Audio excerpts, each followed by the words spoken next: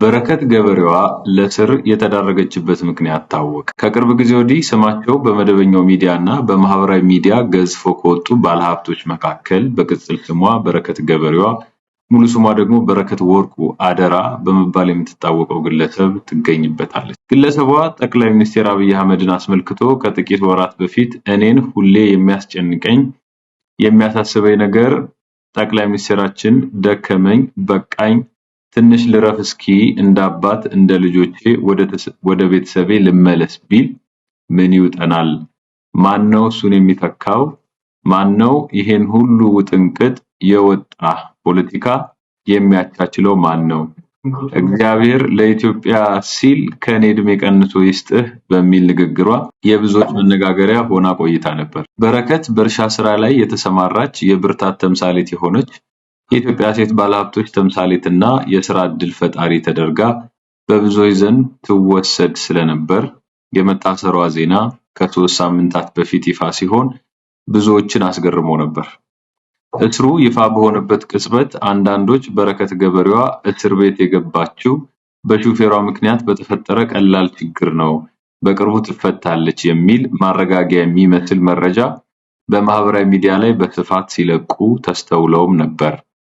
መሰረት ሚዲያ በዚህ ዙሪያ ያደረገው ክትትል እንደሚያሳየው ግን ጉዳዩ ከሹፌርም ሆነ ከሌላ አካል ጋር የተገናኘ ሳይሆን ግለሰቧ በከባድ ዓመታትን በፈጀና ረጅም ሰንሰለት ባለው የማጭበርበር ድርጊት ላይ ተሳትፋለች በሚል ተጠርጥራ መሆኑ ተረጋግጧል።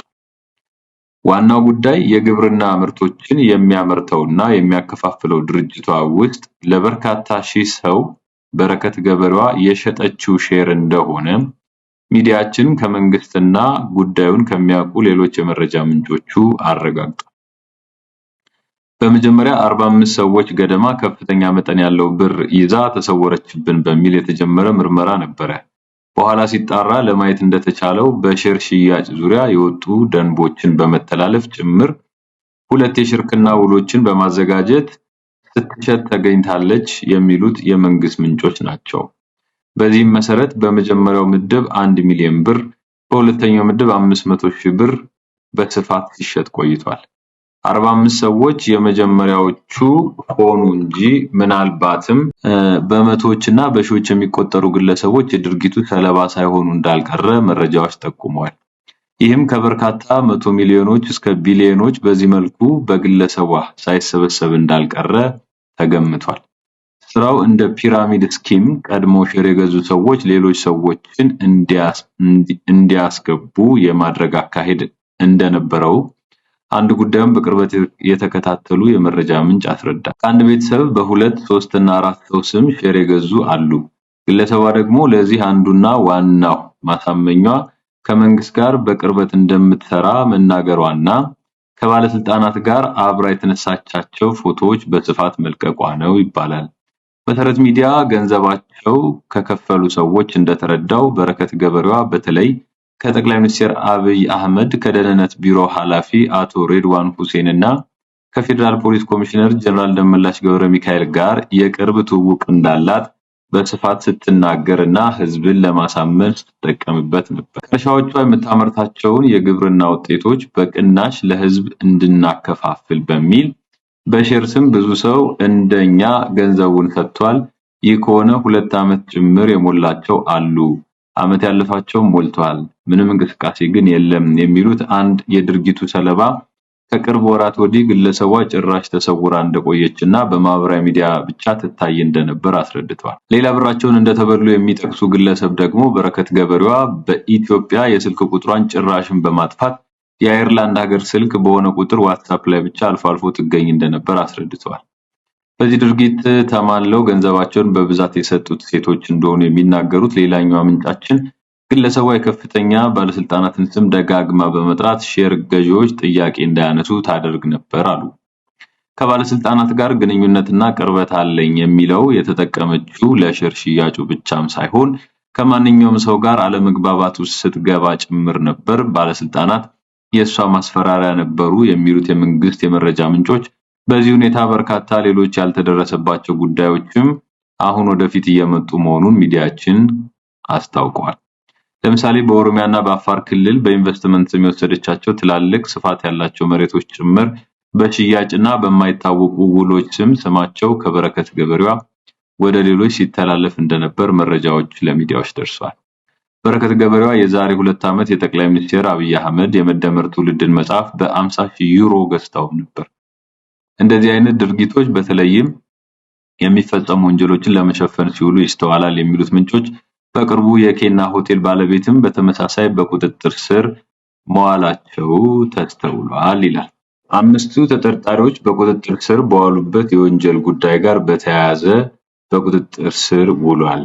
የኢትዮጵያ ፌደራል ፖሊስ አዶናይ ብርሃነ ኃይለ ሚካኤል የተባለ ተጠርጣሪን በቁጥጥር ስር አውሎ ምርመራ እያጣራ መሆኑን ተናግሯል።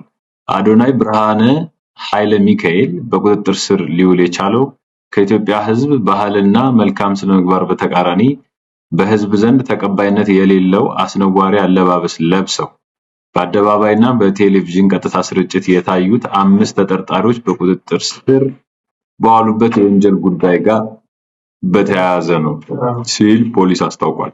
እውቅናና ገንዘብ ለማግኘት ብቻ በማሰብ ሚዲያዎችን ኃላፊነት በጎደለው አኳኋን እየተጠቀሙ በተለይ ወጣቱ ትውልድ በመልካም ስነ ምግባር ተቀርጾ ሀገርን የሚጠቅሙ ተግባራት እንዳያከናውን እና በተቃራኒው በትውልዱ ላይ ርካሽ ባህል ለመጫን የሚደረገው ተግባርን ለመከላከል የጀመርኩትን ምርመራ አጠናክሬ እቀጥላለሁ ሲል ፌደራል ፖሊስ መግለጫ ሰጥቷል። ጋይስ እንግዲህ ወደ አክሱም መተናል። በጣም ደስ የሚል ጊዜ ነው። የሀገራችን ልጆች ተመልከቷቸው፣ ፍቅር እያያችሁ ነው። እወዳችኋለሁ። ሁላችሁም ለምታሳዩኝ ፍቅር በጣም አመሰግናለሁ።